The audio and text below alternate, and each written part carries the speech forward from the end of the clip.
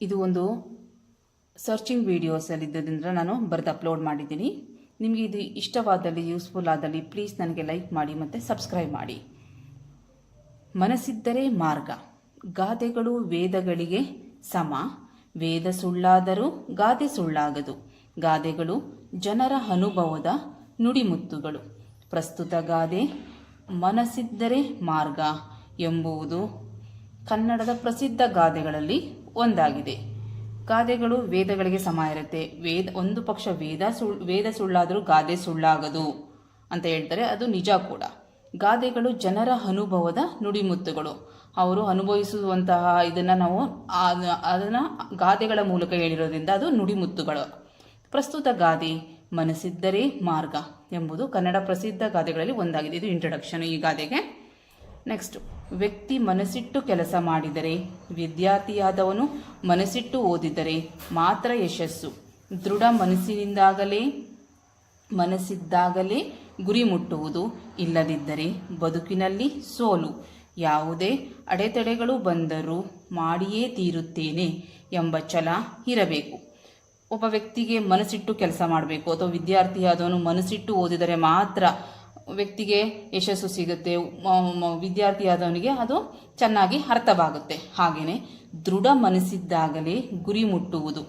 ನಾವು ಫರ್ಮ್ ಆಗಿ ಡಿಸಿಷನ್ ತಗೊಂಡು ನಾವು ಮಾಡೇ ಮಾಡ್ತೀವಿ ಇದನ್ನ ಅಂತ ಇದ್ದಾಗ ಮಾತ್ರ ನಮಗೆ ಅದನ್ನು ಗುರಿ ಮುಟ್ಟೋಕ್ಕೆ ಸಾಧ್ಯ ಇದೆ. ಇಲ್ಲದಿದ್ದರೆ ಬದುಕಿನಲ್ಲಿ ಸೋಲು. ಯಾವುದೇ ಅಡೆತಡೆಗಳು ಬಂದರೂ ಮಾಡಿಯೇ ತೀರುತ್ತೇನೆ ಎಂಬ ಛಲ ಇರಬೇಕು. ಅಂದರೆ ನಾವು ಯಾವುದಾದ್ರು ಕೆಲಸ ಮಾಡುವಾಗ ಇದ್ದೇ ಇರುತ್ತೆ, ಅಡೆತಡೆಗಳು ಇರುತ್ತೆ.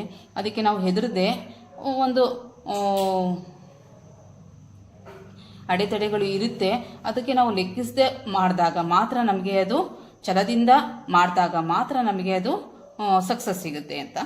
ಇದಕ್ಕೆ ಒಂದು ಉದಾಹರಣೆ ಕೊಡುವುದಾದರೆ, ಇಂದು ನಮ್ಮ ದೇಶದಲ್ಲಿ ಡಾಕ್ಟರ್, ಇಂಜಿನಿಯರ್ಗಳು ಮಾತ್ರ ಲಕ್ಷ ಸಂಪಾದನೆ ಮಾಡುತ್ತಿಲ್ಲ.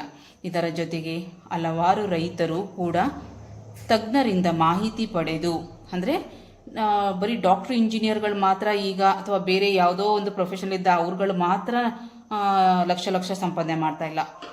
ರೈತರು ಕೂಡ ತಜ್ಞರಿಂದ ಮಾಹಿತಿ ಪಡೆದು ಹೈನುಗಾರಿಕೆ ಅಂದರೆ ಹಸು ಸಾಕಾಣಿಕೆ, ಮೀನುಗಾರಿಕೆ, ತೋಟಗಾರಿಕೆ, ಇನ್ನೂ ಹಲವಾರು ಉದ್ಯಮಗಳಲ್ಲಿ ತೊಡಗಿಸಿಕೊಂಡು ಮಾಸಿಕ ಆದಾಯ 1 ರಿಂದ 2 ಲಕ್ಷ ಗಳಿಸುತ್ತಿದ್ದಾರೆ.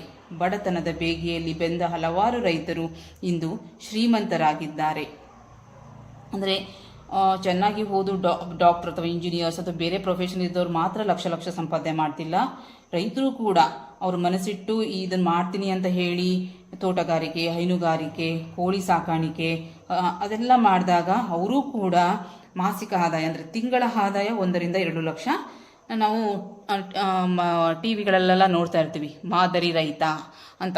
ಅವರು ಕೂಡ ಇದೇ ಥರ 1 ರಿಂದ 2 ಲಕ್ಷ ಅವರು ಮನಸ್ಸಿಟ್ಟು ಅದನ್ನು ಮಾಡಿದಾಗ ಅವರಿಗೆ ಅದರಲ್ಲಿ ಸಕ್ಸಸ್ ಸಿಕ್ಕಿದೆ ಅವರಿಗೆ. ಆದ್ದರಿಂದ ಯಾವುದೇ ಕೆಲಸವನ್ನಾಗಲಿ ಇಷ್ಟಪಟ್ಟು ಮಾಡಿದರೆ ಆದಾಯ, ನೆಮ್ಮದಿ, ಕಟ್ಟಿಟ್ಟ ಬುದ್ಧಿ.